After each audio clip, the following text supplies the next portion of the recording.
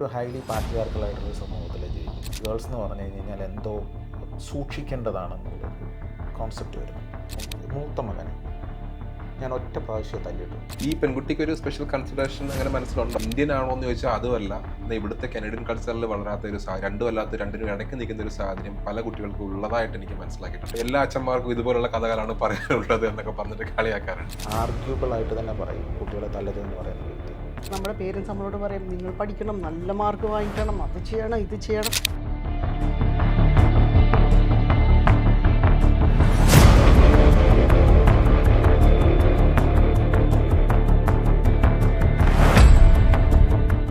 Parent ഒരു വലിയ വാക്ക് തന്നെയാണ്. ലോകത്ത് എവിടെയായാലും നല്ലൊരു പേരൻ്റ് ആകാന്ന് വെച്ചാൽ കുട്ടി ജനിച്ച് അവൻ്റെ ചൈൽഡ്ഹുഡ് അല്ലെങ്കിൽ അവളുടെ ചൈൽഡ്ഹുഡ് മുതൽ അഡോളസൻസ് വരെ കൂടെ അവൻ്റെ അപ്പ് ആൻഡ് ഡൗൺസിലൊക്കെ കൂടെ ഉണ്ടായി നല്ലൊരു പൗരനെ സമൂഹത്തിലേക്ക് നൽകുന്ന ഏതൊരു ആളെയും നമുക്ക് നല്ലൊരു പാരൻ്റ് എന്ന് വിളിക്കാം. അങ്ങനെയാണോ എന്നറിയാനായിട്ട് നമ്മളോടൊപ്പം ഇന്ന് കാനഡയിലെ ചില പാരൻസ് ജോയിൻ ചെയ്യുന്നുണ്ട്. So let me welcome Prasad Nair Mississauga Kerala അസോസിയേഷൻ്റെ പ്രസിഡൻ്റാണ്. ഒപ്പം പീൽ ചിൽഡ്രൻ എയ്ഡ് സൊസൈറ്റിയുടെ director of youth success and innovation. കഴിഞ്ഞ എത്ര വർഷമായിട്ട് വർക്ക് ചെയ്യുന്നുണ്ടോ? ഞാൻ കഴിഞ്ഞ 20 വർഷത്തോളമായിട്ട് വർക്ക് ചെയ്യുന്നുണ്ട്. ഡിഫറെൻറ്റ് റോളുകളിലായി. ചായക്കട ചാറ്റ്സിലേക്ക് സ്വാഗതം. തീർച്ചയായിട്ടും, താങ്ക് യു. കൂടെ ജോയിൻ ചെയ്യുന്നു മേരി ജോൺ. മേരി ഇവിടെ കാനഡയിലുള്ള ആൾക്കാർക്ക് നിഷയാണ്. നിഷ എന്നുള്ള പേരിലാണ് അറിയപ്പെടുന്നത്. ഒരു IELTS ട്രെയിനറാണ്. കഴിഞ്ഞ 10 വർഷമായിട്ട് പ്രസാദ് നായർക്കൊപ്പം വർക്ക് ചെയ്യുന്നുണ്ട്. സ്വാഗതം. Thank you. ഒപ്പം ഒരു IT പ്രൊജക്ട് മാനേജറാണ് തെരേസ. 3 മക്കളുടെ അമ്മ കൂടിയാണ്, നല്ലൊരു കലാകാരിയാണ്. സോ തെരേസയും സ്വാഗതം ചെയ്യുന്നു. Thank you.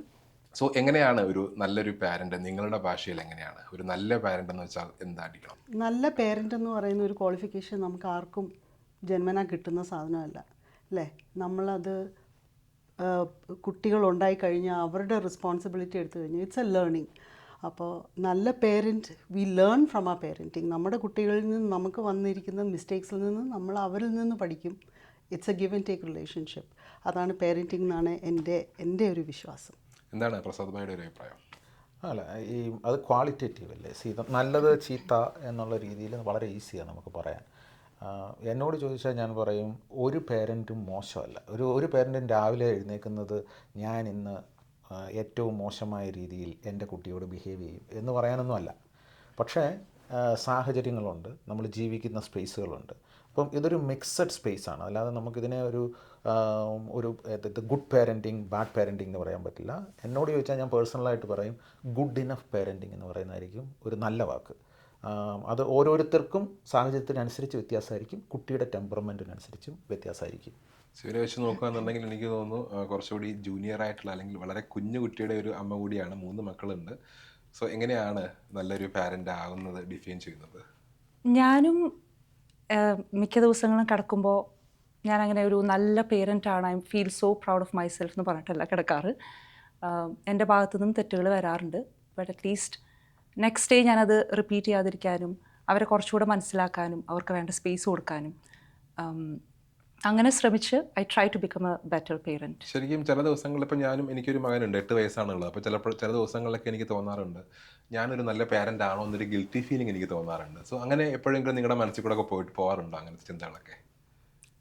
തീർച്ചയായും പ്രസാദേട്ടൻ പറഞ്ഞ മാതിരി നമ്മൾ ഒരിക്കലും മക്കളുടെ മോശത്തിന് വേണ്ടി നമ്മളൊന്നും ചെയ്യാറില്ല, റൈറ്റ്? നമ്മൾ എന്ത് ചെയ്താലും അവരുടെ നന്മയ്ക്ക്, അവർക്ക് നല്ലൊരു ഭാവി കിട്ടാൻ വേണ്ടിയിട്ടാണ് നമ്മൾ ട്രൈ ചെയ്യാറ്. കറക്റ്റ്. പക്ഷെ നമ്മളത് അങ്ങനെ ചെയ്യുന്നതിൽ നമുക്ക് കുറച്ച് തെറ്റുകളും കുറവുകളും വരാം. നമുക്ക് അതിൽ നിന്ന് ചെയ്യാൻ പറ്റാവുന്നത് അതിൽ നിന്ന് പഠിക്കുക, എന്താണ് തെറ്റ് പറ്റി പോയെന്ന് വെച്ചാൽ അത് തിരുത്തി പിന്നെ മുന്നോട്ട് പോകുക എന്നുള്ളതാണ് നമുക്ക് ചെയ്യാൻ പറ്റാവുന്നത്. ഇപ്പോൾ പ്രസാദഭായി എനിക്ക് തോന്നുന്നു 2 ആൺകുട്ടികളുടെ ഒരു അച്ഛനാണ്. ഇപ്പം സാധാരണ സമൂഹത്തിൽ എല്ലാവരും പറയാറുണ്ട് ഒരു പെൺകുട്ടിയാണ്, അത് കൂടുതൽ റെസ്പോൺസിബിൾ ആയിട്ടുള്ള ഒരു പൊസിഷനാണ് എന്നൊക്കെ പെൺകുട്ടികളുണ്ടാകുമ്പം പറയാറുണ്ട്. പക്ഷേ പൊതുവേ ഈ പറഞ്ഞ ആൺകുട്ടികൾ എന്നുള്ളതൊരു കുറച്ച് കാണുന്ന രീതിയിലാണോ നമ്മുടെ സമൂഹത്തിൽ? ആൺകുട്ടികളുടെ പാരൻസിനെ കുറച്ച് ചെറുതായിട്ട് കാണാറുണ്ട് കമ്പയർഡ് ടു പെൺകുട്ടികളുള്ളവരെക്കാൾ കൂടുതലായിട്ട്? ഇതിൽ പ്രശ്നം എന്ന് പറയുന്നത് ഞാൻ നേരത്തെ പറഞ്ഞ പോലെ എൻവയോൺമെൻറ്റാണ് ഇഷ്യൂ. നമ്മളൊരു ഹൈലി പാട്രിയാർക്കലായിട്ടുള്ളൊരു സമൂഹത്തിലാണ് ജീവിക്കുന്നത്. നമ്മളിനി എന്തൊക്കെ പേരൊക്കെ പറഞ്ഞാലും ഇനി അതിന് പുരുഷാധിപത്യമൊന്നും അല്ല എന്നൊക്കെ പേര് പറയാം. അപ്പോൾ അങ്ങനെയുള്ളൊരു സമൂഹത്തിലാണ് നമ്മൾ നിൽക്കുന്നത്. നമ്മുടെ വിശ്വാസങ്ങൾ അങ്ങനെയാണ്, നമ്മൾ മുന്നോട്ട് കാണുന്നത് അങ്ങനെയാണ്. അപ്പം നാച്ചുറലായിട്ട് ഇപ്പം ബോയ്സ് ഉള്ള പേരൻസിന് അപ്പോൾ അതൊരു ഇച്ചിരി അതത്ര വലിയ കുഴപ്പമില്ലാത്ത സ്പേസാണ് എന്നുള്ളൊരു ഫീൽ വരും.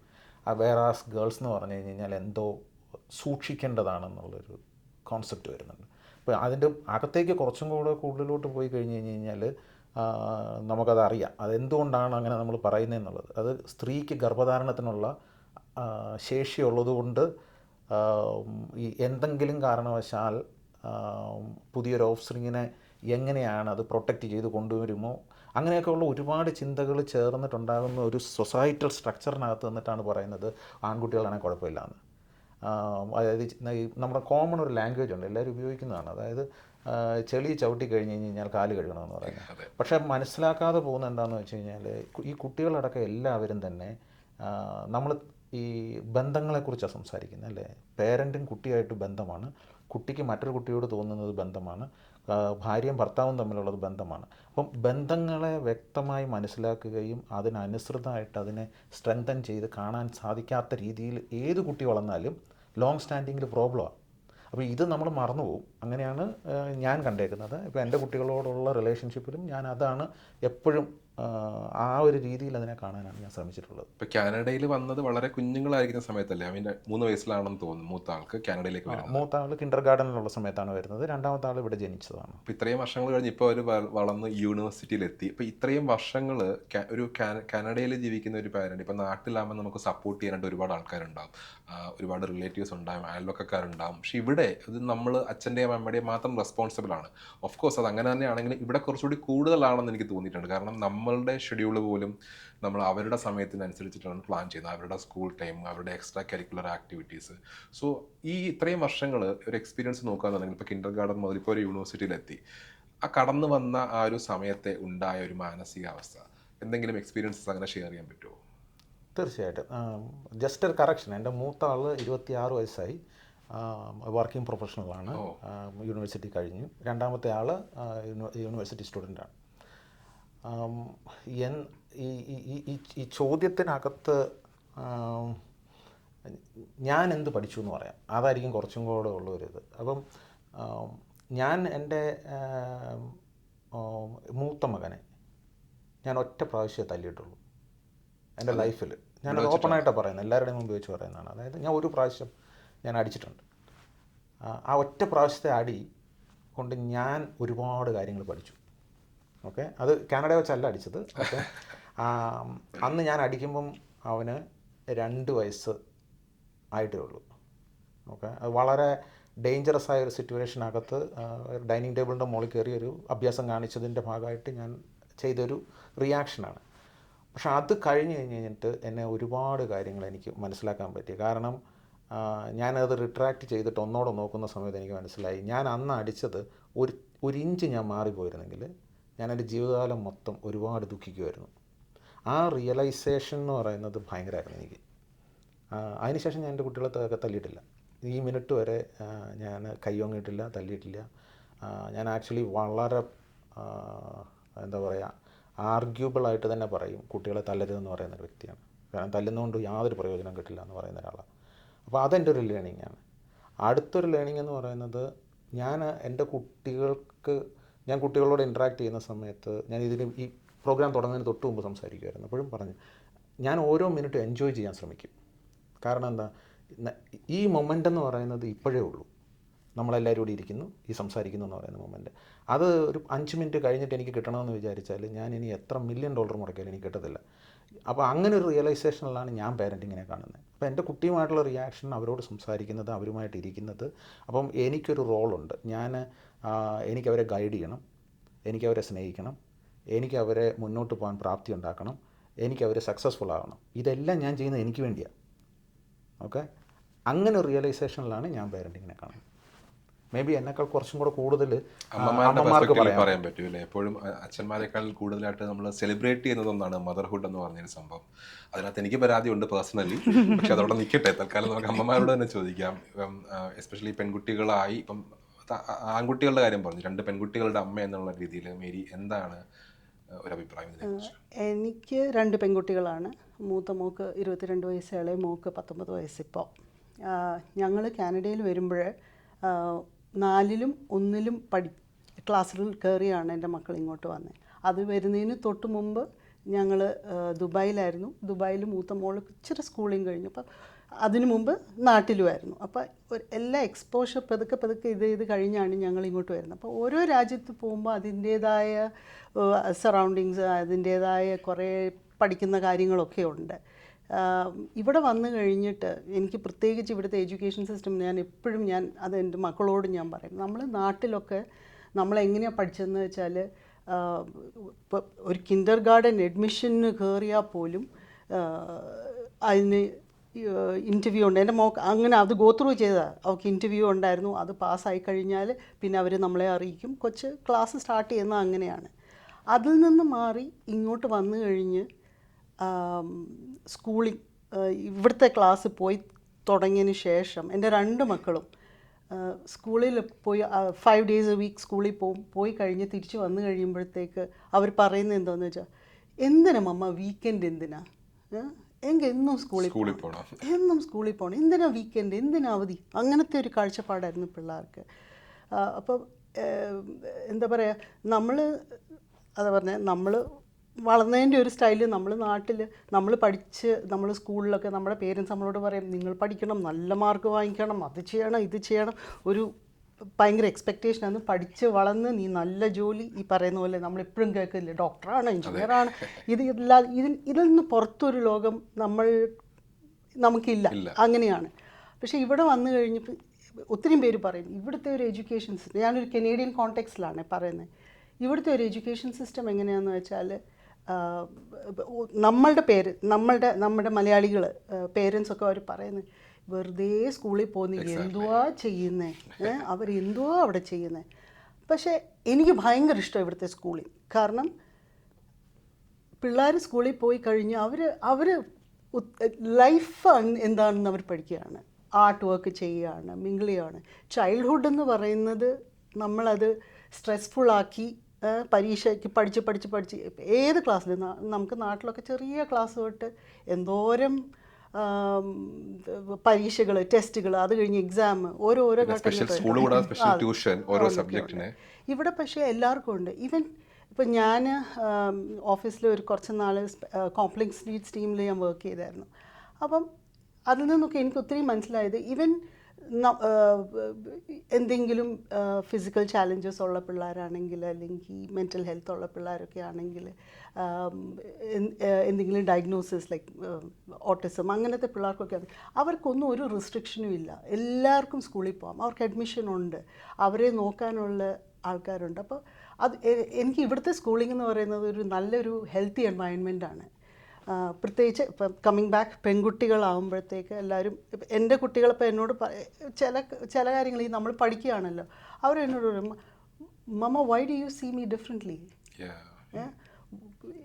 If you say something to a boy you say the same thing to me, അല്ലെങ്കിൽ എവിടെയെങ്കിലും വിടാനായിട്ട് അവരും അത് തന്നെയാണ് എന്നോട് ചോദിക്കുന്നത്.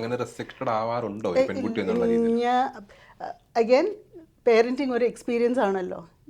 നമ്മളുടെ ആദ്യത്തെ കുട്ടി, ഇപ്പോൾ എനിക്ക് 2 കുട്ടികളുണ്ട്, നമ്മൾ ആദ്യത്തെ കുട്ടി എന്ന് പറയുന്നത് നമ്മളുടെ ഒരു എക്സ്പെരിമെൻ്റ് ആണ്. ഇല്ല, എഡ്യൂക്കേഷൻ വൈസ് ആണെങ്കിലും നമുക്ക് സ്കൂളിൽ ഹൈസ്കൂളിൽ എത്തുമ്പോഴത്തേക്ക് നമുക്ക് first group, second group, third group, അതൊക്കെ നമുക്ക് അറിയുള്ളൂ. ഇവിടെ വന്നു കഴിഞ്ഞ് സ്കൂളിലൊക്കെ എല്ലാം ഡിഫറെൻ്റ് ആണ്. ഇപ്പോൾ ഇവർ വന്ന് ഓരോന്ന് പറയുമ്പോഴത്തേക്കോ ഓക്കെ, ആദ്യത്തെ ആൾ വന്ന് എന്നോട് ഇങ്ങനെയൊക്കെ പറയുമ്പോൾ എനിക്ക് മനസ്സിലാവണില്ല. പക്ഷേ രണ്ടാമത്തെ ആൾ വന്നപ്പോഴത്തേക്ക് okay, I know what exactly to do. ഓരോ സെലക്ഷൻ്റെ കാര്യം വരുമ്പോഴൊക്കെ എളുപ്പമാണ് എനിക്ക് മനസ്സിലാവാൻ. അപ്പോൾ ആദ്യത്തെ ആൾ അതുപോലെ തന്നെ ഇവിടെയൊക്കെ പിള്ളേരൊക്കെ നേരത്തെ അവർ ജോലി ചെയ്ത് തുടങ്ങും, വോളണ്ടിയർ ചെയ്ത് തുടങ്ങും. അപ്പം മൂത്ത ആൾ എന്നോട് വന്ന് ചോദിക്കുകയാണ്, ഞാൻ ഇവിടെ പോയി ഒന്ന് ജോലിന് ആപ്ലിക്കേഷൻ. ആദ്യത്തെ ഞങ്ങളുടെ റെസ്പോൺസ്, വേണ്ട, നീ ജോലി ചെയ്തിട്ടൊന്നും ഞങ്ങൾക്ക് ഇത് വേണ്ടി ആവശ്യമില്ല, ഞങ്ങളുടെ മൂത്ത കുട്ടിയെ ജോലിക്ക് വിട്ടിട്ടില്ല. പക്ഷേ രണ്ടാമത്തെ ആൾ വന്നപ്പോഴത്തേക്ക് തന്നെ എങ്ങാണ്ട് പോയി ഒരു ആപ്ലിക്കേഷനൊക്കെ കൊടുത്തിട്ട്, മാമ എനിക്ക് ടിം ഹോട്ടൻസി ജോലി കിട്ടി. പക്ഷേ എനിക്ക് ആ വ്യത്യാസം ഞങ്ങൾ കണ്ടു. ഇളയ മോള് മൂത്ത മോളെക്കാട്ടി കുറച്ചും കൂടെ കാര്യങ്ങളൊക്കെ, അവൾക്ക് സേവിങ്സ്, അവളത് എങ്ങനെ ചെയ്യണം, ആ പൈസ ബാങ്കിൽ എങ്ങനെ മാനേജ് ചെയ്യണം, അങ്ങനത്തെ ചില ലൈഫ് സ്കിൽസ് ഉണ്ടല്ലോ, അതൊക്കെ. അപ്പം എനിക്ക് ഭയങ്കര ഗിൽറ്റി ഫീലിംഗ്. മൂത്ത ആളിനെ ഞാനിങ്ങനെ പിടിച്ചു വെച്ചുകൊണ്ട് അവൾക്ക് ആ ഒരു എക്സ്പോഷർ കിട്ടാതെ പോയി. അപ്പോൾ അങ്ങനെ വ്യത്യാസങ്ങൾ നമ്മൾ ലൈഫിൽ നിന്ന് വന്നുകൊണ്ടിരിക്കുകയാണ്. തെരേസ ഇപ്പം ഇത് കേട്ടപ്പോൾ എന്താ തോന്നണത്? കാരണം മൂത്ത ആൾക്ക് 16 വയസ്സായി, ഏറ്റവും ഇളയ ആൾക്ക് 3 വയസ്സോ? 16, 11, 6 വയസ്സ്. 2 ആൺപിള്ളേരും ഒരു പെൺകുട്ടിയാണ്. അപ്പം എൻ്റെ പെൺകുട്ടി ഇപ്പോൾ വളർന്നു വരുന്നേ ഉള്ളൂ.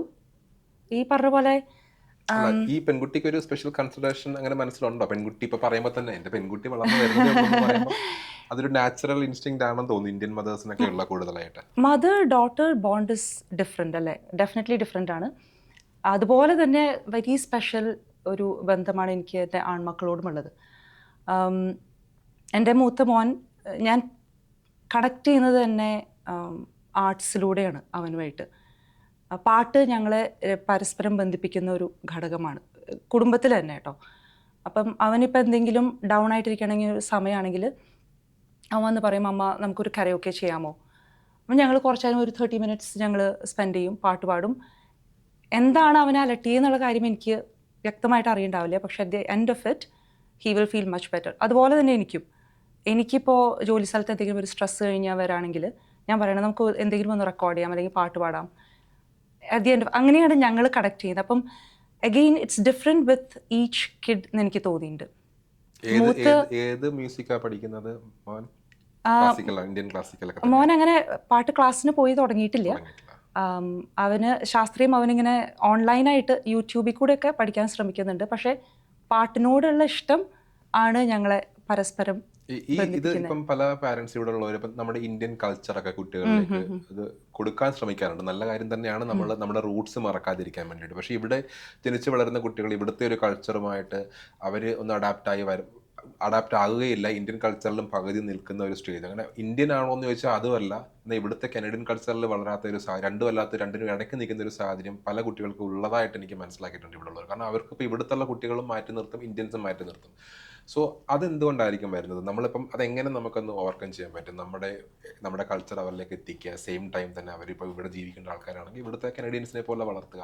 അത് എത്രത്തോളം ചലഞ്ചിങ് ആണ് ഒരു പാരന്റിനെ സംബന്ധിച്ച്?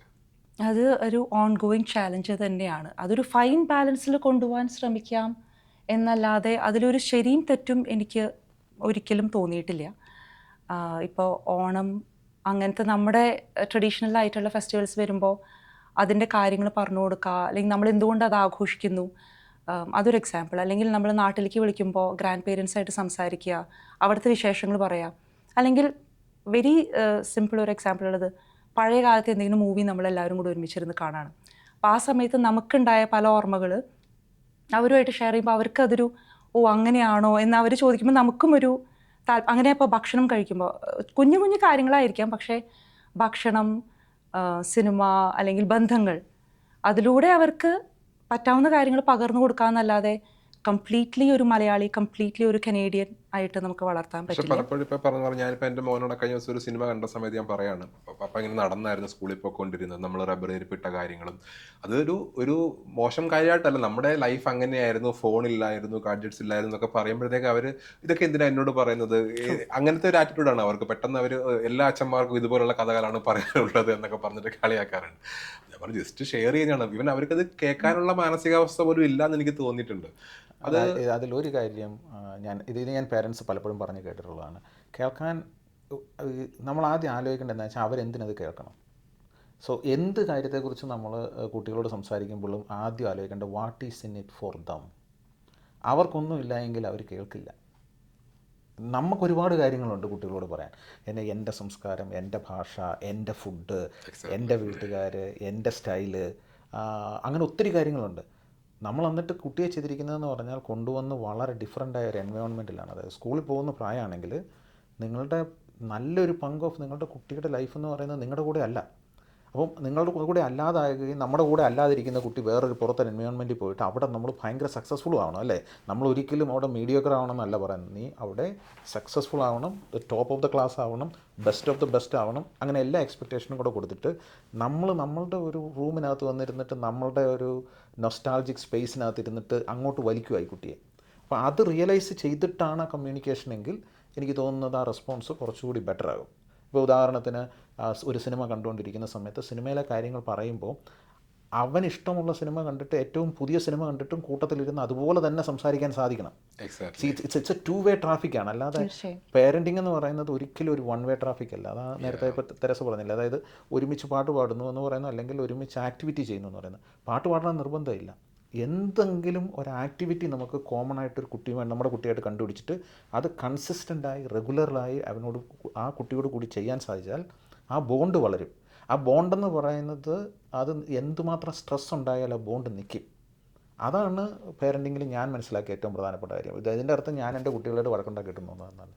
ആ വഴക്കുണ്ടാക്കിയിട്ടുണ്ട്, ബഹളങ്ങളൊക്കെ ഉണ്ടാക്കിയിട്ടുണ്ട്. എൻ്റെ മൂത്തവനും ഞാനും കൂടെ ഒരു പ്രാവശ്യം ഒരു നല്ല തർക്കം ഉണ്ടായതിന് ശേഷം അവൻ ഞാൻ വീട്ടിൽ നിൽക്കത്തില്ല എന്ന് പറഞ്ഞിട്ടുണ്ട്, ഇറങ്ങിപ്പോകുമെന്ന് പറഞ്ഞിട്ടുണ്ട്.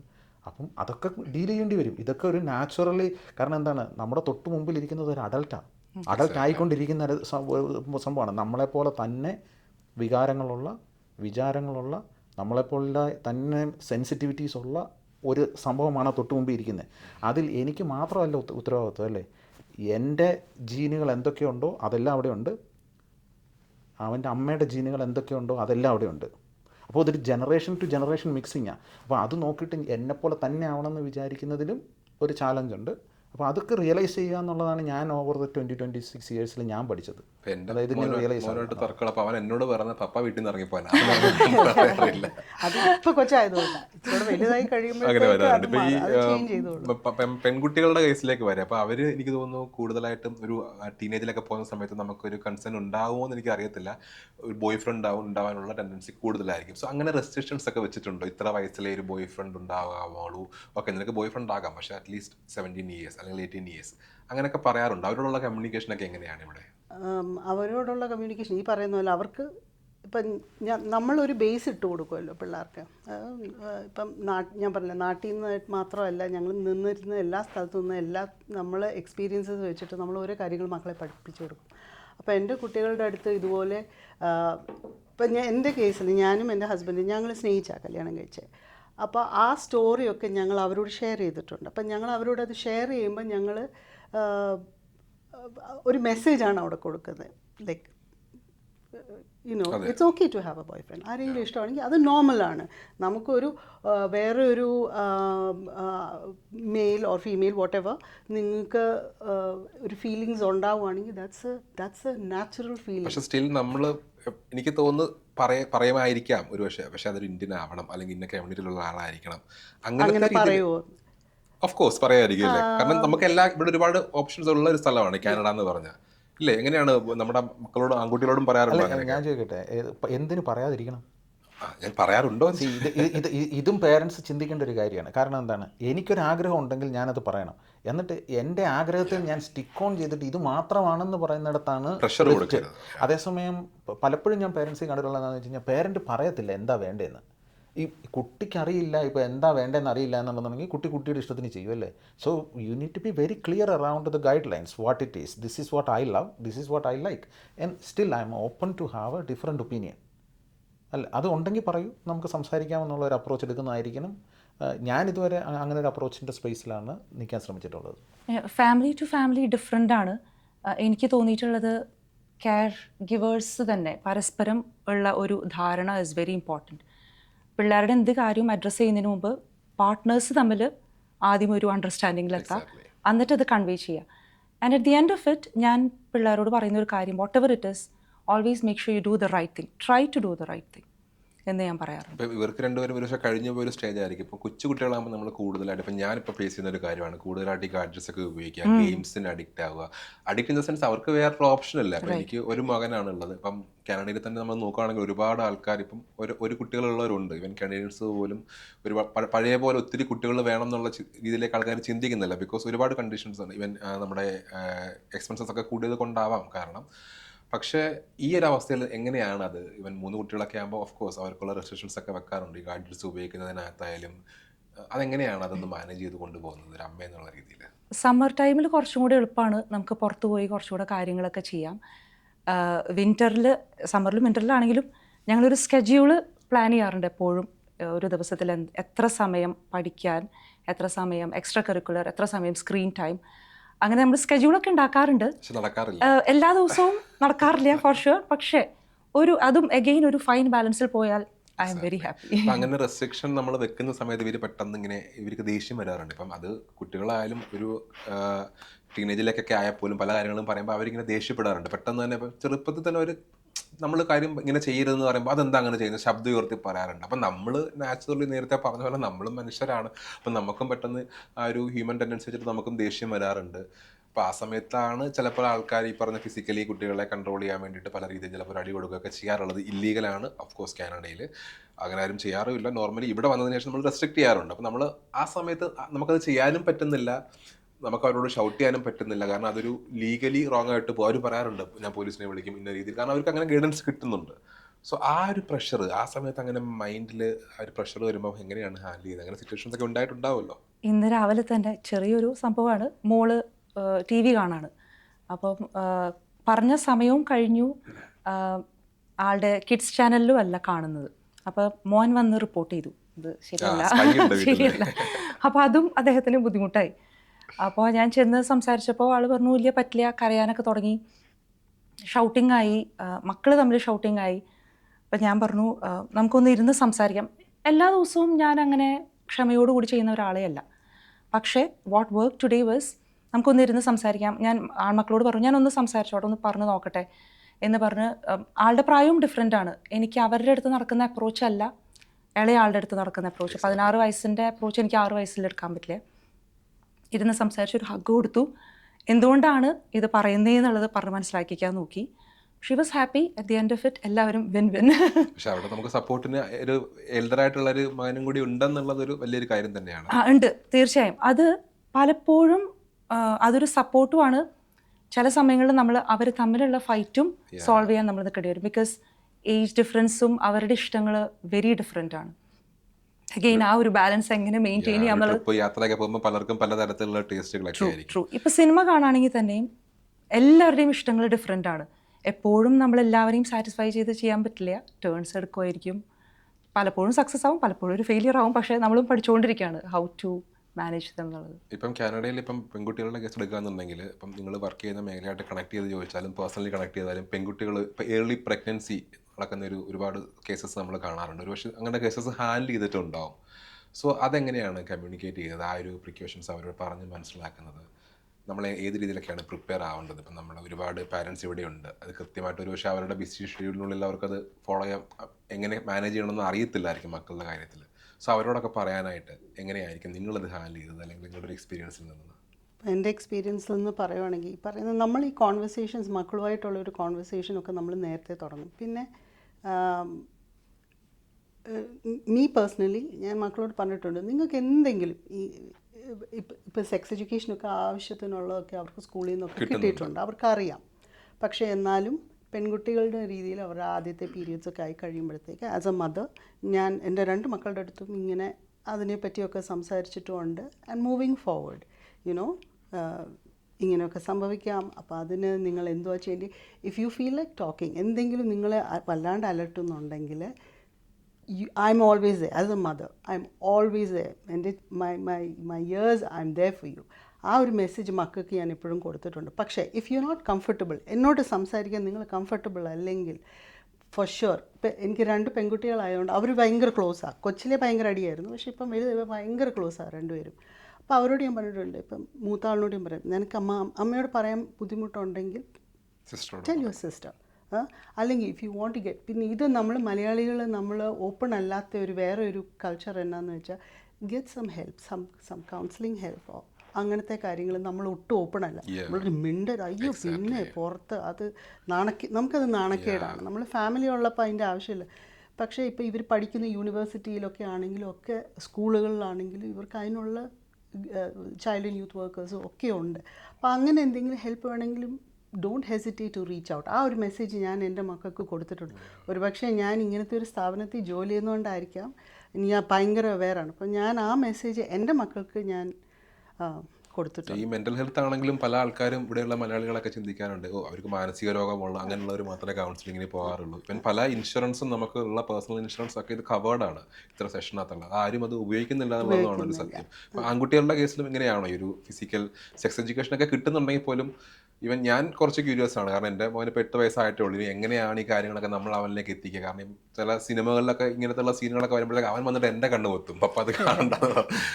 അത് ഐ ഡോണ്ട് അവൻ എങ്ങനെ പഠിച്ചു എന്നുള്ള കാര്യം, പക്ഷെ സംതിങ് അത് റെസ്ട്രിക്റ്റഡ് ആണ് എന്നൊരു തോട്ട് അവർക്ക് എവിടുന്ന് വന്നിട്ടുണ്ട്. പക്ഷേ അതെങ്ങനെയാണ് നമ്മൾ മനസ്സിലാക്കേണ്ടത്? നമ്മുടെ ഒരു ലൈഫിൻ്റെ ഭാഗമാണ് ഇത്തരത്തിലുള്ള കാര്യങ്ങളൊക്കെ. അതെങ്ങനെയാണ് പ്രസാദ് ഭായി എങ്ങനെയാണ് കമ്മ്യൂണിക്കേറ്റ് ചെയ്ത് പോയിട്ടുള്ളത് അവരിലേക്ക്? സോ ഇതിൽ ഞാനിവർ പറഞ്ഞ രണ്ടുപേരും പറഞ്ഞതിനോട് വ്യക്തമായിട്ട് യോജിക്കുന്നു. ഇത് നിങ്ങൾ ഏർലി സ്റ്റാർട്ട് ചെയ്യണം. ഇത് പ്രശ്നം എന്ന് പറയുന്നത് എക്സ്പെക്റ്റേഷൻസ് സെറ്റ് ചെയ്യാൻ പഠിക്കണം. അത് ഏത് റിലേഷൻഷിപ്പിലും ആവശ്യമാണ്. അപ്പോൾ ഒരു നല്ല ഭാര്യാഭർത്തൃ ബന്ധം ഉണ്ടാകണമെന്നുണ്ടെങ്കിൽ ഭാര്യ ഭർത്താവിനോട് വ്യക്തമായി പറഞ്ഞിരിക്കണം, ഇതാണ് എക്സ്പെക്റ്റേഷൻ, ഭർത്താവും തിരിച്ചു പറയാൻ സാധിക്കണം. അപ്പോഴാണ് ഇവർക്ക് നെഗോസിയേഷനോ അല്ലെങ്കിൽ ഏതെങ്കിലും തരത്തിലുള്ള ഒരു പ്ലാനിങ് നടത്താൻ പറ്റുള്ളൂ. അപ്പോൾ കുട്ടികളോടും ഇത് ആവശ്യമാണ്. കുട്ടിയുടെ അടുത്ത് നമുക്ക് പറയാൻ പറ്റണം. അപ്പം ഒരു ദിവസം രാവിലെ എഴുന്നേറ്റിട്ട് ഏറ്റവും മോസ്റ്റ് ഇമ്പോർട്ടൻ്റ് ആയിട്ട് ഇപ്പോൾ സെക്ഷൽ ഹെൽത്ത് പോലൊരു സാധനം 18 വയസ്സിൽ നമ്മൾ ഡിസ്കഷൻ സ്റ്റാർട്ട് ചെയ്യാമെന്ന് വിചാരിച്ചു കഴിഞ്ഞാൽ ഒന്നും നടക്കുകയില്ല. കാര്യം എന്താ? നമ്മൾ കുട്ടിയോട് സംസാരിക്കുന്നത് എങ്ങനെയാണെന്ന് ശീലിച്ചിട്ടില്ല. എക്സാക്ട്ലി. അതായത് ഒരുപാട് പേരൻസ് അങ്ങനെ വന്നിട്ടുണ്ട്. അപ്പം കുട്ടിയോട് ചെറുപ്പം മുതലേ സംസാരിക്കാൻ സാധിക്കുകയും സില്ലി ആയിട്ടുള്ള കാര്യങ്ങൾ ചോദിക്കുകയും അതുപോലെ കൊക്കോലമൺ എന്താണെന്ന് 3 വയസ്സുള്ള കുട്ടിയോട് സംസാരിക്കാൻ ഒരു പേരൻറ്റിന് സാധിക്കുകയും കൂട്ടത്തിലിരുന്നത് കളിക്കാൻ പറ്റുകയും ചെയ്തു കഴിഞ്ഞാൽ 13 വയസ്സാകുമ്പോഴും സിമിലറായ വേറൊരു ടോപ്പിക്ക് സംസാരിക്കാൻ പറ്റും. 19ലും അത് സാധിക്കും. ആ ഗ്യാപ്പാണ് പേരൻറ്റിങ്ങിൻ്റെ ഏറ്റവും വലിയ ചാലഞ്ചസിൽ വരണം. ഇപ്പോൾ ചിലപ്പം എല്ലാപ്പോഴും ചെയ്യാൻ പറ്റില്ല, വിട്ടുപോയിട്ടുണ്ടാകും. അങ്ങനെ വിട്ടുപോയിട്ടുണ്ടെങ്കിൽ ഇത് കേട്ടുകൊണ്ടിരിക്കുന്ന ആൾക്കാർ അല്ലെങ്കിൽ നമ്മളൊക്കെ തന്നെയാണെങ്കിലും റിഫ്ലക്റ്റ് ചെയ്തിട്ട് ചെയ്യാൻ പറ്റുന്ന എന്നാന്ന് വെച്ച് കഴിഞ്ഞാൽ ഒരു റീകമ്മിറ്റ്മെൻറ്റ് ഉണ്ടാകുക, റിലേഷൻഷിപ്പ് ഉണ്ടാക്കുമെന്ന്. ആ റിലേഷൻഷിപ്പ് ഉണ്ടാക്കും എന്ന് പറയുന്നത് ഒരു പെർട്ടിക്കുലർ ഇഷ്യൂവിനെ അഡ്രസ്സ് ചെയ്യാൻ വേണ്ടി ആവരുത്. അങ്ങനെയാണെങ്കിൽ പിള്ളേർ സ്മാർട്ട്, അവർക്ക് മനസ്സിലാവും. നമ്മൾ റിലേഷൻഷിപ്പ് ഉണ്ടാക്കുന്നതെന്ന് പറഞ്ഞാൽ ഞാൻ എൻ്റെ കുട്ടിയോട് പറഞ്ഞിട്ടുണ്ട്, എൻ്റെ ഏറ്റവും പ്രധാനപ്പെട്ട ആവശ്യം എന്ന് പറയുന്നത് I wanted to have a positive relationship with you, period. ബാക്കിയെല്ലാം ഞാൻ നെഗോഷിയേറ്റ് ചെയ്യും. റിലേഷൻഷിപ്പ് എനിക്ക് വേണം. സോ അങ്ങനെ ഒരു സ്പേസിൽ അത് സ്റ്റാർട്ട് ചെയ്യാൻ സാധിച്ചാൽ മറ്റ് കാര്യങ്ങൾ വരും. ഡിഫിക്കൽട്ടായ കോൺവെർസേഷൻ അപ്പോൾ എന്ത് പറ്റും? ഇമോഷണലാകും. അപ്പോൾ ഇമോഷണലി ഡിഫിക്കൽട്ടായ കോൺവെർസേഷനിൽ നമ്മൾ വാലിഡേറ്റ് ചെയ്തിട്ട് സംസാരിക്കണം. അല്ലാതെ നമുക്ക് ഇത് ചെയ്യാൻ പറ്റില്ല. ഇപ്പോൾ 8 വയസ്സുള്ള കുട്ടി screen time is A problem. ഇപ്പം നമ്മൾക്ക് കാനഡയിൽ ഏറ്റവും കൂടുതൽ ഇഷ്യൂസ് ചിൽഡ്രൻസ് മെൻ്റൽ ഹെൽത്തിൽ നമ്മൾ കേൾക്കുന്നതെന്ന് പറഞ്ഞാൽ സ്ക്രീൻ ടൈം മാനേജ് ചെയ്യാൻ പിള്ളേർക്ക് പറ്റുന്നില്ല. ടെമ്പർ ടാൻട്രംസ് ഉണ്ടാകുന്നു. 3 വയസ്സ് 5 വയസ്സിലൊക്കെ അറ്റൻഷൻ ഡെഫിസിറ്റിൻ്റെ ഇഷ്യൂസ് ഉണ്ടാകുന്നു. അപ്പോൾ എങ്ങനെ ഇത് മാനേജ് ചെയ്യുമെന്ന് ചോദിച്ചു കഴിഞ്ഞ് കഴിഞ്ഞാൽ സബ്സ്റ്റിറ്റ്യൂഷൻസ് കൊടുക്കണം. കാരണം അഡിക്ഷനാണിത്. ഒരു അഡിക്ഷൻ മാനേജ് ചെയ്യണമെങ്കിൽ you need to find a substitution. അല്ലാതെ ഒരു ദിവസം രാവിലെ ഒരു അഡിക്ഷന് നിർത്താൻ പറ്റില്ല. ഇപ്പം സിമ്പിൾ, നമ്മളിപ്പോൾ ചായ വെച്ചിട്ടുണ്ടല്ലേ, ഇപ്പോൾ ചായ ചാറ്റല്ലേ, ചായ ഞാൻ കുടിക്കാമല്ലോ അല്ലേ. അപ്പം നമ്മളിപ്പോൾ ഒരു ചായ കുടിക്കുന്നു എന്ന് പറയുന്നത്, ചായ എന്ന് പറയുന്നത് എനിക്കൊരു അഡിക്ഷനാണെന്ന് വിചാരിക്കൂ. ഇതെനിക്ക് നിർത്തണമെങ്കിൽ ഞാൻ എന്ത് ചെയ്യണം? കോഫി കുടിക്കണം, അല്ല ജ്യൂസ് കുടിക്കണം, സബ്സ്റ്റിറ്റ്യൂഷൻ കണ്ടുപിടിക്കണം. ഇത് സബ്സ്റ്റിറ്റ്യൂഷൻ കണ്ടുപിടിക്കാതെ ഞാൻ ചായ കണ്ടിട്ട് എനിക്കിത് നിർത്തണം, എനിക്ക് കഴിക്കില്ല എന്ന് പറഞ്ഞു കഴിഞ്ഞാൽ എനിക്ക് പ്രശ്നങ്ങളുണ്ടാകും. എനിക്കതിൽ നിന്ന് പരിപൂർണ്ണമായിട്ട് മുക്തി നേടാൻ പറ്റില്ല. അപ്പം സ്ക്രീൻ ടൈം പ്രശ്നമാണെന്നൊരു കുട്ടിക്ക് തോന്നുന്നുണ്ടെങ്കിൽ എന്താണ് ആ കുട്ടിക്ക് അതിന് കൊടുക്കാൻ പറ്റുന്ന സബ്സ്റ്റിറ്റ്യൂഷൻ എന്ന് നിങ്ങൾ പ്ലാൻ ചെയ്യുകയും അത് പ്രൊആക്റ്റീവായിട്ട് ഇംപ്ലിമെൻറ്റ് ചെയ്യുകയും ചെയ്തു കഴിഞ്ഞാൽ കുട്ടിയെ സ്ക്രീൻ ടൈമിൽ നിന്ന് പതുക്കെ മാറ്റാം. നമ്മളെങ്ങനെയാണ് ഒരു കുട്ടിയോട് നോ എന്നുള്ള കാര്യം പറയണ്ടേ? I don't know. ഇതിപ്പം കുറച്ച് ഡിസ്ക്രിപ്റ്റീവായിട്ട് പറഞ്ഞു. ഇപ്പോൾ നോർമലി ഒരു കാര്യം ഞാൻ ആവശ്യപ്പെടുകയാണ്, ഇന്ന സാധനം. ഇപ്പോൾ എൻ്റെ മോന് പാലിച്ചു ഒരു റിമോട്ട് കാർ വേണം, നമുക്കിപ്പം ഫിനാൻഷ്യൽ ലിറ്ററസി എന്നൊരു സംഭവമുണ്ട്. കുട്ടികളെല്ലാം കാണുന്ന ആവശ്യപ്പെടുന്നുണ്ട്. എസ്പെഷ്യലി നമുക്ക് ഇവിടുത്തെ നമ്മുടെ ഫിനാൻഷ്യൽ സ്റ്റെബിലിറ്റി ഒന്നും അവരെന്താണെന്ന് അവർക്ക് അറിയില്ല. അതൊക്കെ എങ്ങനെയാണ് ഒരു ഫിനാൻഷ്യൽ ലിറ്ററസി അവരിലേക്ക് മനസ്സിലാക്കി കൊടുത്തത്? കാരണം ഞങ്ങളെ രണ്ടുപേരെ സംബന്ധിച്ച് എനിക്ക് നിങ്ങൾക്ക് കുറച്ചും കൂടി കൂടുതലായിട്ട് പറയാൻ പറ്റുമായിരിക്കും. അപ്പം ആ ഒരവസ്ഥയിലൂടെയൊക്കെ കടന്നു പോയ ആൾക്കാരായിരിക്കും. അപ്പോൾ പുതിയ പാരൻസൊക്കെ ആണെങ്കിൽ ഒരുപാട് പേരുണ്ട്. എങ്ങനെയാണ്, ഏത് തരത്തിലാണ് ആ ഒരു ഫിനാൻഷ്യൽ ലിറ്ററസി അവരിലേക്ക് പകർന്നു കൊടുത്തത്? ഇവർ രണ്ടുപേരും എന്നെക്കുറിച്ച് കുറച്ചും കൂടെ വിശദമായിട്ട് പറയും. പക്ഷെ ഞാൻ വളരെ സിമ്പിളായിട്ട് പറയാം അതിനെക്കുറിച്ച്. അതായത് നോ എന്നും പറയരുത്, യെസ് എന്നും പറയരുത്. പേരൻറ്റിങ്ങിൻ്റെ ഏറ്റവും അടിസ്ഥാനപരമായ തത്വം അതാണ്. Okay, let me think about it. ആ വാക്കാണ് എപ്പോഴും എന്ത് സാധനം ചോദിച്ചാലും. ഇപ്പം നിങ്ങൾക്ക് നിങ്ങളുടെ പോക്കറ്റിൽ നിന്ന് ഒരു പേന എടുത്ത് കൊടുക്കാം. പേനയാണ് ചോദിക്കുന്നതെങ്കിൽ പോലും നിങ്ങളുടെ കുട്ടിയോട് നിങ്ങൾ ഏറ്റവും ആദ്യം പറയുന്ന വാക്കെന്ന് പറയുന്നത് I see, let me think about it. Okay, അപ്പോൾ കുട്ടി ചോദിക്കും why you want think about it. അപ്പം പറയും every decision takes time, you need to think about it. എന്താ നമ്മൾ ശരിക്കും ആക്ച്വലി ചെയ്യുന്നത് എന്താണെന്ന് വെച്ചാൽ നമ്മൾ കുട്ടിക്കും പറഞ്ഞു കൊടുക്കുകയാണ്. അതായത് ഒരു ഡിസിഷൻ എടുക്കുന്നതിന് മുമ്പ് യു ഷുഡ് തിങ്ക്. അപ്പോൾ പ്രിപ്പയർ ചെയ്തിരിക്കണം, ആഫ്റ്റർ 1-2 വർഷം ഇത് പ്രാക്ടീസ് ചെയ്ത് കഴിയുമ്പം നമ്മൾ കുട്ടിയോട് പറയാം മോനെ ആ റിമോട്ടിങ് എടുത്തടാന്ന് പറഞ്ഞു കഴിഞ്ഞാൽ ഏറ്റവും ഫസ്റ്റ് റെസ്പോൺസ് എന്ന് പറയുന്നത് let me think about it എന്നായിരിക്കും. അപ്പോൾ അതും നമ്മൾ പ്രിപ്പയർഡ് ആയിരിക്കണം. So never say yes. കുട്ടി എപ്പോഴും തിരിച്ചും പറയേണ്ട ഒരു അവസ്ഥ വരരുത്. അങ്ങനെ ചെയ്യണം. അപ്പ ലെറ്റ് മീ തിങ്ക് അബൌട്ട്. എൻ്റെ മോനൊക്കെയാണ് അങ്ങനെ പറയും കേട്ടോ. Let him think about it. So I want him to be really thinking about it. So your dad asked that remote and then you're thinking about it. You make a decision. Whether it's right or wrong, you make a decision after you thinking about it. അതാണ് നമ്മൾ പറഞ്ഞു കൊടുക്കുന്നത്. അങ്ങനെ parenting പറഞ്ഞു കൊടുക്കാൻ പറ്റുള്ളൂ. അല്ലാതെ നമുക്ക് ഒരു വാല്യൂ ഇമ്പാർട്ട് ചെയ്യാൻ പറ്റത്തില്ല, അല്ലേ? ഞാൻ എൻ്റെ പേഴ്സണൽ എക്സ്പീരിയൻസ് ഇതിപ്പോൾ ഇനിയിപ്പോൾ എനിക്ക് പഠിക്കാനൊന്നുമില്ല, കഴിഞ്ഞു, ആ സ്റ്റേജ് കഴിഞ്ഞു. പക്ഷേ ഞാൻ പറഞ്ഞില്ല, ഞങ്ങൾ കാനഡയിൽ വരുമ്പം 1-ലും 4-ലുമായിരുന്നു എൻ്റെ മക്കൾ പഠിക്കുന്നത്. അപ്പോൾ ന്യൂ കമ്മറായിട്ട് ഞാൻ വരുന്നു. അപ്പോൾ നമ്മൾ എന്ത് സാധനം വാങ്ങിച്ചാലും നമ്മൾ നോക്കി അയ്യോ പറ്റില്ല. അപ്പോൾ അവരുടെ അടുത്ത് ഒത്തിരിയും നോ പറയേണ്ടി വന്നു എനിക്ക്. പക്ഷേ നോ പറയുമ്പോഴും ഒക്കെ ഞാൻ അതിൻ്റെ കൂടെ മോളെ എനിക്കിതാണ്, പൈസ ഇല്ല, നമുക്കിതില്ല, വരുമാനം ഇല്ല, ജോലിയില്ല, അങ്ങനെയാണ് ഞാൻ ഡീൽ ചെയ്തത്. പക്ഷേ അതിൻ്റെ ഒരു ദൂഷ്യം എനിക്ക് പറ്റിയ എന്നാന്ന് വെച്ചാൽ ഇപ്പം കുറച്ച് കഴിഞ്ഞ് നമ്മളൊക്കെ സെറ്റിലായി ജോലി, ഇപ്പോഴും എൻ്റെ പിള്ളേർ ആ ഒരു മൈൻഡ് സെറ്റ് അങ്ങനെയാണ്. അവരെന്തൊരു എന്ത് സാധനം വാങ്ങിച്ചു അയ്യോ അത്രയും വേണോ, ആർക്കെങ്കിലും ഗിഫ്റ്റ് കൊടുക്കാൻ നല്ല ഗിഫ്റ്റ് വാങ്ങിക്കരുത്, അത് അത്രയും വേണോ? ഞാൻ പറഞ്ഞു it's okay, we can do it. അപ്പം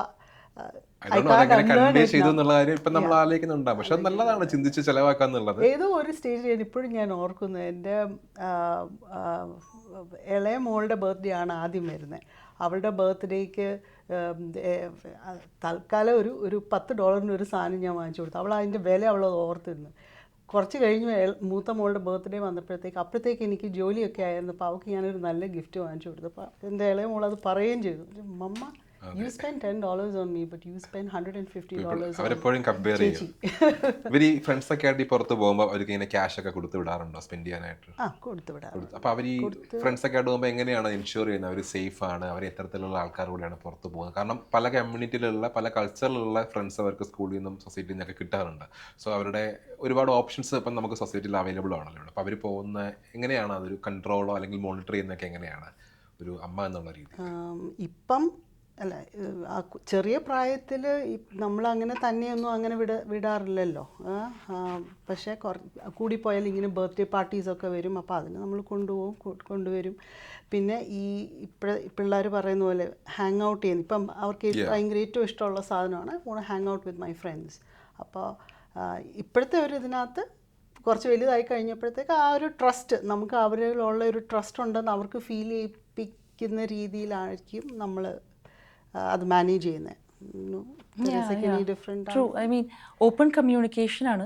ഞാനിപ്പോൾ മൂത്ത മോൻ്റെ അടുത്ത് അവനും ഇതുപോലെ ഫ്രണ്ട്സിൻ്റെ അടുത്ത് പോകുമ്പോൾ ഡിപ്പെൻഡിങ് അവരെവിടേക്കാണ് പോകുന്നത്, എന്താണ് സിറ്റുവേഷൻ അനുസരിച്ചാണ് നമ്മളൊരു ബഡ്ജറ്റ് രണ്ടുപേരും ഡിസ്കസ് ചെയ്ത് തീരുമാനിക്കും, രണ്ട് കൂട്ടരും, പേരൻസ് ആൻഡ് ഹിം.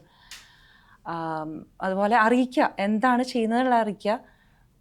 ക്രെഡിറ്റ് കാർഡിൻ്റെ സ്റ്റേറ്റ്മെൻറ്റ് കണ്ട് പേരൻസ് സർപ്രൈസ്ഡ് ആവരുതെന്ന് ഞാൻ പറയാറുണ്ട്. അപ്പം ലെറ്റ് us know എന്താണ് നീഡ് എന്നുള്ളത്. റീസണബിൾ ആണെങ്കിൽ നമുക്ക് ഡിസ്കസ് ചെയ്യാം, റീസണബിൾ ആണെങ്കിൽ ലെറ്റ്സ് ഡു ഇറ്റ്. അങ്ങനെയാണ് നമ്മൾ ചെയ്യുന്നത്. പേരൻ്റ് ആകട്ടോ, തീർച്ചയായിട്ടും. Parent is a parent. Parent ഫ്രണ്ടല്ല. പേരൻ്റ് എന്ന് പറയുന്നത് ഒരു ഫ്രണ്ടല്ല, കൊളീഗല്ല, ബോസല്ല, സബോർഡിനേറ്റ് അല്ല. Parent is a parent. ആ റോളെന്ന് പറഞ്ഞാൽ യു ആക്ച്വലി മോൾഡിങ്. ഇപ്പം ആർട്ട് വർക്ക് ഒക്കെ ചെയ്യുമ്പോൾ കണ്ടിട്ടുണ്ടല്ലോ, മോൾഡ് ചെയ്യത്തില്ലേ? അപ്പം ഒരു നിങ്ങൾക്ക് കിട്ടിയിരിക്കുന്ന ഒരു റോ മെറ്റീരിയലിനെ നിങ്ങൾ മോൾഡ് ചെയ്യുകയാണ്. അപ്പം ആ മെറ്റീരിയൽ എന്തുമാത്രം ബെറ്ററായി വരുന്നു എന്ന് പറയുന്നത് നിങ്ങളുടെ മോൾഡിങ്ങിനെയും കൂടി ആശ്രയിച്ചാണ്.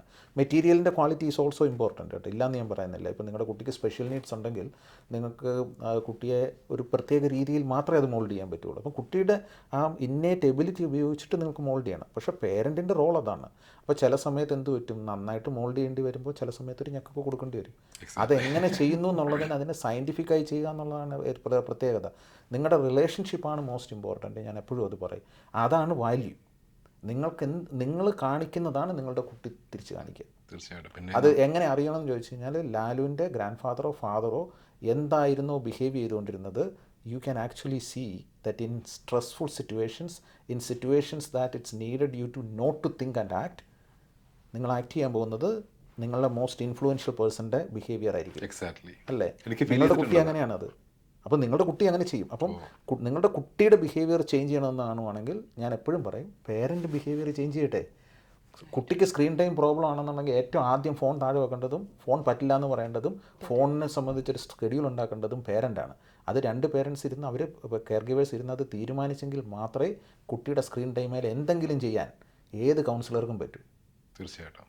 സോ ഒരു വലിയൊരു റിയലൈസേഷൻ തന്നെയാണ് നമ്മൾ പാരൻസിന്. പിന്നെ നമ്മൾ, എനിക്ക് തോന്നുന്നു എൻ്റെ അമ്മയൊക്കെ ഇപ്പോഴും എന്നെ കൺട്രോൾ ചെയ്യാറുണ്ട്. ഫോൺ ഉപയോഗിക്കുന്ന സമയത്ത് നീ കുറച്ചു നേരം ഫോൺ മാറ്റി വെച്ചിട്ട് മോൻ്റെ കൂടെ പോയിരിക്കും. കാരണം ഈ പാരൻറ്റിങ് എന്നുള്ളത് ശരിക്കും ഒരു ജേർണിയാണ്, ഒരു ഡെസ്റ്റിനേഷൻ അല്ല. നമുക്ക് അച്ഛനമ്മമാർ നമ്മുടെ കൂടെ ഉണ്ടെങ്കിൽ നമ്മൾ അപ്പോൾ അവർക്ക് കുട്ടികളാണ്, അതിങ്ങനെ കണ്ടിന്യൂ ചെയ്തുകൊണ്ടേയിരിക്കും. അപ്പം കുട്ടി ജനിച്ച് ഒരു 2 വയസ്സൊക്കെ കഴിയുമ്പോഴത്തേക്കായിരിക്കും എനിക്ക് തോന്നുന്നു ഇത്തരത്തിലുള്ള കുറേ മാറ്റങ്ങൾ വന്ന് അവർ പലതരത്തിലുള്ള റെസ്പോൺസ് കൊടുക്കാൻ തുടങ്ങുക. സോ എല്ലാ പാരൻസിനും ഈ ഒരു യാത്ര മനോഹരമാകട്ടെ എന്ന് ആശംസിച്ചുകൊണ്ട് ഇന്നത്തെ ചായക്കടച്ചായിട്ട് നമുക്ക് അവസാനിപ്പിക്കാം. Thank you.